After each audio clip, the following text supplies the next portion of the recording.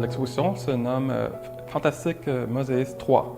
3 puisque c'est la 3e édition de ce collectif. Pour la 3e édition, on a décidé d'ouvrir les portes à la grandeur du Québec. Donc, c'est des mosaïques de tout le Québec qui sont représentés à l'exposition. Des mosaïques professionnels qui ont beaucoup d'années d'expérience. C'est spécifiquement des mosaïques.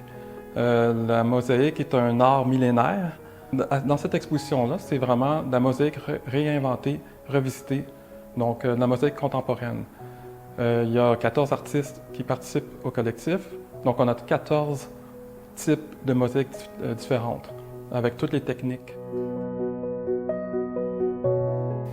Par exemple, ici, Adeline, qui fait de la mosaïque de type contemporaine, avec, dans ce cas-ci, c'est de la vaisselle de vitrail qui a été utilisée dans une technique en noir et blanc. Donc, c'est un exemple de mosaïque, ici avec une sculpture. Roxane, ici, qui utilise différents matériaux, comme le cuivre, d'autres trouvailles aussi, le métal. Donc, ça peut,